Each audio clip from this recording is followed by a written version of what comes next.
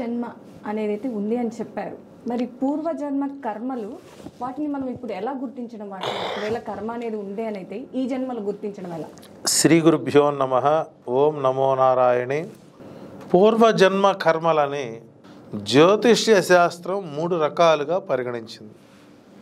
ఒకటి దృఢ కర్మలు, 2 అదృఢ కర్మలు, 3వది దృఢ కర్మలు. 3 కర్మలు విధించారు. ఆగామి సంచిత ప్రారబ్ధ కర్మలు, మానసిక కర్మ, కాయిక కర్మ, వాచక కర్మ. మనసుతో మాట్లాడేది కర్మ, చేతులతో చేసేది కర్మ, మాటలతో మాట్లాడేది కర్మ. ఇది మనకు వైదికంగా వస్తే, జ్యోతిష్ శాస్త్రం ప్రకారం దృఢ కర్మలు. ఈ దృఢ కర్మలు ఎలా ఉంటాయి అని అంటే, తాను ఊహించింది జరగదు, తాను కలలో కూడా జరగకూడదు అన్నది జరిగిపోతుంది. ఉదాహరణకి మనం ప్రతిరోజు ఇంటి నుంచి బయటికి వెళతాం, ఇంటికి క్షేమంగా తిరిగి వస్తామా రామా అనేది మన క్వశ్చన్ మార్క్. అలా ఆలోచించే వాళ్ళందరూ దృఢ కర్మలకు చెందిన వారే. వ్యవసాయ క్షేత్రంలోకి వెళతాడు, ఊహించకుండా వాతావరణం మారుతుంది, వడగళ్ళ వాన పడుతుంది, మధ్యలో పిడుగొచ్చి పడింది, పిడుగుపాటుతో మరణిస్తాడు. తాను ఉదయం అది ఊహించాడా? లేదు. ఒక ప్రయాణమై వెళ్తూ ఉంటాం, వాహనం ప్రమాదానికి గురవుతుంది, చనిపోతాం. అది మనం ఊహించేది కాదు. అంటే నీకు ఊహకు అందనిది తెలియకుండా వచ్చి పడే సమస్యలతో కర్మలు అనుభవించే వాళ్ళు అందరూ ఎవరు అంటే దృఢ కర్మలకు చెందినవారు. 2021 మనకు కరోనా పాండమిక్ వచ్చింది. అలా వస్తున్న ఊహించారా? లేదు.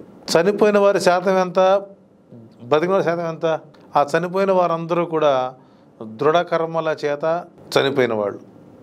అంటే ఊహించలా వస్తుంది అని. సో కాబట్టి రెండవది అదృఢ కర్మలు.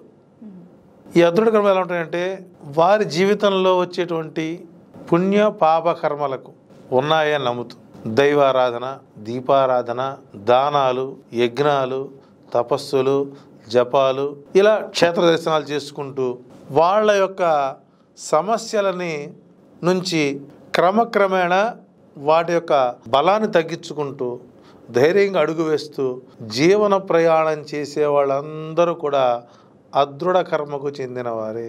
దృఢ కర్మలకు చెందినవారు, క్షమించాలి, దృఢ చెందినవారు. వాళ్ళు దేనికైనా తట్టుకోగలుగుతారు.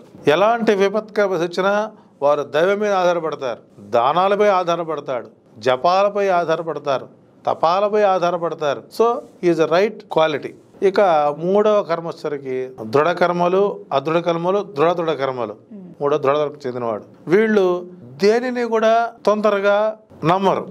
గుళ్ళోకి వెళితేనే దేవుడు మా ఇంట్లో లేడా, మనసుతో ధ్యానిస్తే లేడా, అందులో వెళితేనే ఉన్నాడా అని వితండ తర్క వాదాలు వాదిస్తూ దైవాన్ని నమ్మేవాడికి, శాస్త్రాన్ని నమ్మేవాడికి వాళ్ళు పూర్తి స్థాయిలో నెగటివ్ వాచాలం చేస్తుంటారు. వీళ్ళు దృఢ కర్మలు చెందినవారు. ఈ 3 కర్మలు అనుభవించేవాడు మనిషే, ఏదో ఒక మనిషి. సో కాబట్టి ఈ ముగ్గురి యొక్క కాంబినేషన్లో వాస్తవాలని గ్రహించినా కొంతమంది వాస్తవాలను ఒప్పుకోలేరు. కొంతమంది అసత్యాన్ని కళ్ళార్పకుండా నిజాన్ని చాలా స్ట్రాంగ్గా చెబుతుంటారు. 3వవాడు అన్నీ తెలిసి కూడా ఎటుపక్కగా మొగ్గకుండా ఎటు అవసరమైనట్టు మార్చడానికి గోడ మీద పిలివాడని కూర్చుంటాడు. సో ఇక్కడ మా దగ్గర వచ్చేటువంటి జాతకాలకు వచ్చేటువంటి వాళ్ళలో కొంతమంది 100కి 90 మంది వాస్తవాలు ఒప్పుకోరు. అంటే ఇలా జరుగుతుంది కదా, దీన్ని ఇలా చేసుకోండి అంటే ఒక్కడు రాడండి, ఏంటండి అదేం లేదండి, ఎంత బాగుంది అంటారు. కానీ తెలుసు వాడు కొంపలు ఏం జరుగుతుంది అనేది. కొంతమంది వీళ్ళు ఎలాగే చెబుతారులే అని కొట్టిపరిచి కొంతమంది ఉన్నారు. కొంతమంది మా దగ్గర రాకుండా సమస్యలను పెంచుకొని చివరి క్షణంలో మా దగ్గరికి వస్తారు. సో ఈ 3 కేటగిరీలు, ఇది దృఢ కర్మలు, అదృఢ కర్మలు, దృఢ కర్మలు. చాలామంది వారి జాతక సమస్యలకు ఎన్నో పరిహారాలు, హోమాలు చేస్తుంటారు, అయినా సమస్యలు పరిష్కారం కావు. అలా కాని వారు దీనికి చెందిన వారంటే దృఢ కర్మలకు కానీ దృఢ కర్మలకు చెందిన వారై ఉంటారు. అందువల్ల వారికి పని చేసినా కూడా పరిష్కారం కాదు. ఒక అదృఢ కర్మలకు చెందిన వారికి మనం ఏం చేసినా కూడా వారి సమస్య పరిష్కారం అవుతుంది. కాబట్టి మన జాతకం చెప్పేటప్పుడు అదృఢ కర్మల వారికి కనుక చెబితే తప్పనిసరిగా నువ్వు చెప్పింది వాళ్ళ దగ్గర జరుగుతుంది. దృఢ కర్మలు చెప్పినా దృఢ కర్మలు చెప్పిన వారికి నీ జ్యోతిష్యం ఫెయిల్ అవుతుంది.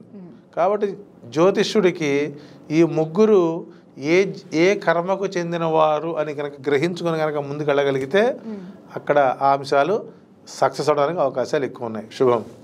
నమస్తే.